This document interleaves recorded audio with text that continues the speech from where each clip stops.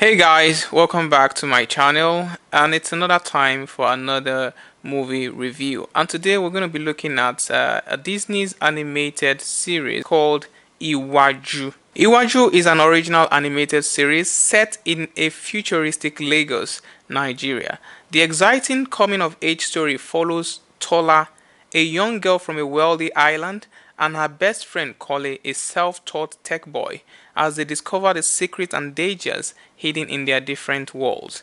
The movie is Disney's first collaboration with an outside studio in 100 years. Alright, firstly, what is Iwájú? Iwájú is a Yoruba word which means future, which translates to the anticipation of a time or period yet to come, and which is evident in this movie. Some of the voice actors for Iwájú include Nollywood's Femi Branch, Bisola Ayola, Simisola Gbadamosa, and many more actors.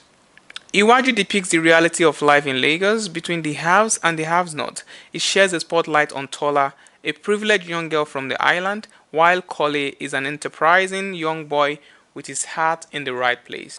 Alright, let's run a bit of criticisms and analysis. Even though the movie is set in the futuristic Lagos, some certain event in the movie was really shocking to see and didn't quite fit in.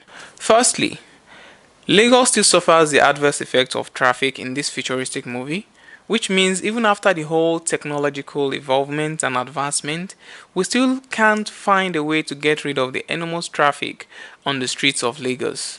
Such a shame.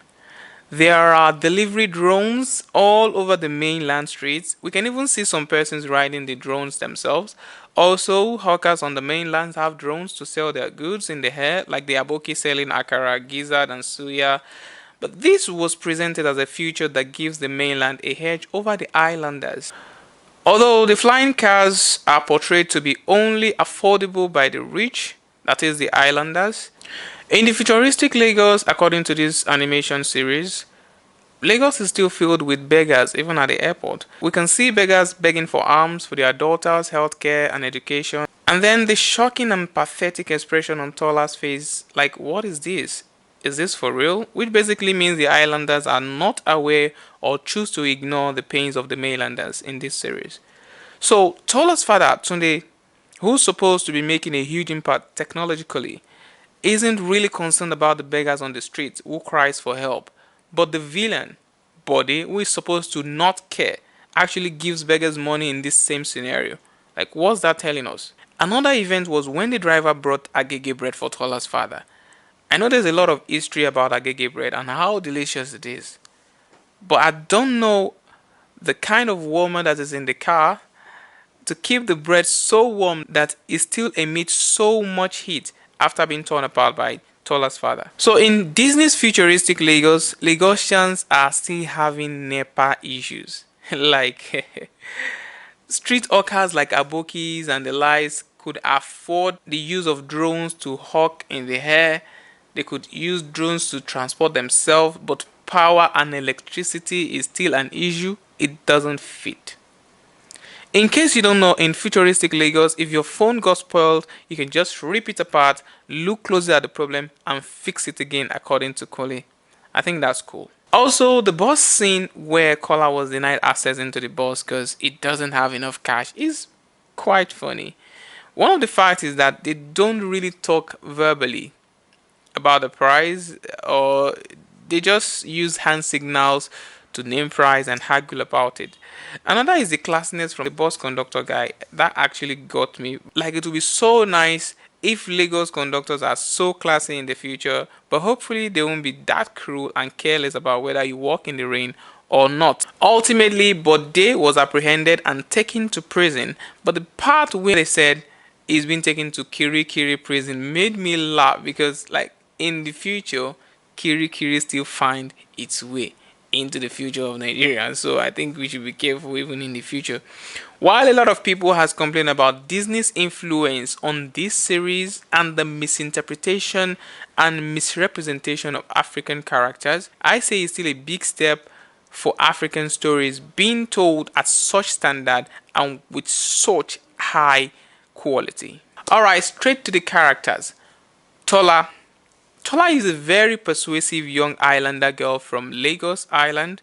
She is the protagonist in the animated series. She is very much aware of her charm and how a lot of people would find her innocent. And trust me, she really made use of that to get away with a lot of things, even manipulating the bad guys at some point in the story. And she is very smart and kind as well. What Tola wants more than anything is to spend more time with her father, to be loved, and to not be treated as a naive little girl by her father.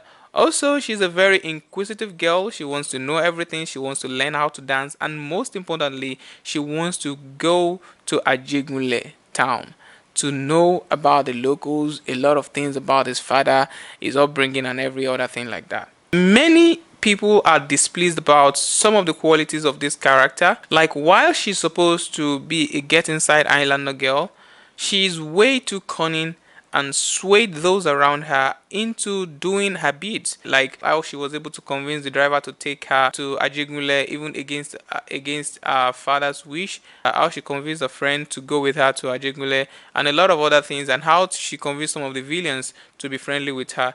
That actually make her not so innocent and kind of portray her as a very deceptive person in the movie, as young as she is. Next is Tunde Martins. Tunde is Tola's father. In this series, he is a successful tech personality who barely has time for her daughter.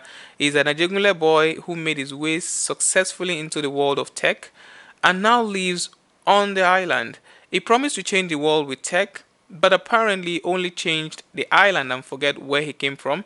And even his police friend who struggled alongside with him during his bad days. He represents the bridge between the rich and the poor, limiting his responsibilities only to those who he cares about and what he cares about, which is his daughter, his job, and everything in between, failing to see the pain and hunger everywhere else. And that is why his friend, the police, refused to help him when he asked out for his help. Alright, next is Kole. Kole is the local Ajegunle tech boy who serves at Tunde's house as a houseboy.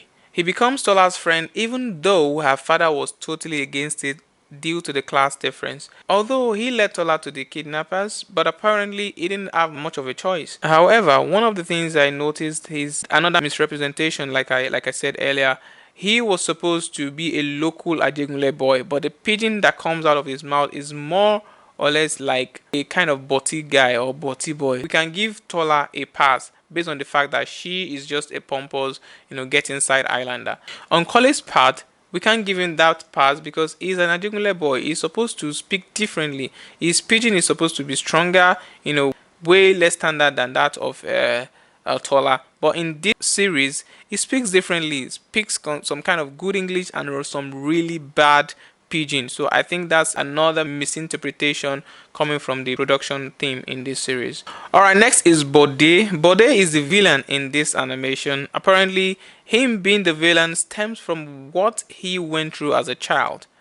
He hated the idea of some people living in luxury while him and his mother have to work so hard for so little. So he started stealing and buying many flashy items at such a tender age. I believe we can see how he evolved in terms of fashion. I personally love his fashion and fashion sense and style in this series. I think he was one of those characters that makes it more interesting. He obviously have a long-term hatred for the islanders and targets their kids for their money. Because at the end of the day, he believes that islanders will throw money at anything. His voice, his stare, his style of dressing, his broadness, and even his laughter is just so perfect for a villain. And that's what makes this villain so relatable and enjoyable in this series. Another is Happiness. Happiness, I love her style of fashion as well and her charisma. She's more like an educated thug who is also well versed in technology. She takes huge pleasure in reading books, and she's the only one smart enough to not fall for Tola's tricks. But if you ask me, although it's a Nigerian-based story, but she sounds more like an African character, like some Kenyan character, because the way she speaks is totally not Nigerian. All right, next is the lizard, the AI lizard.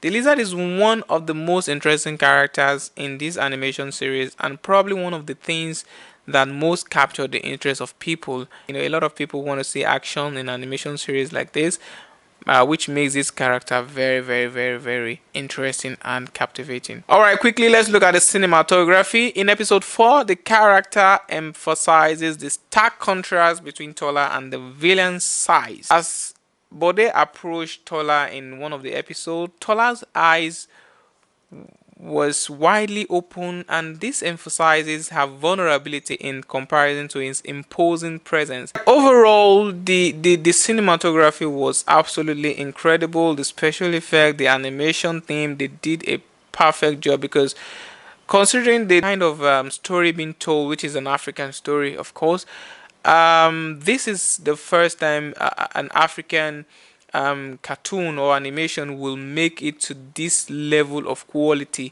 Alright guys, thanks for watching. Again, don't forget to like, subscribe, and share your thoughts in the comment section, and we'll see again in the next review. Thank you and God bless.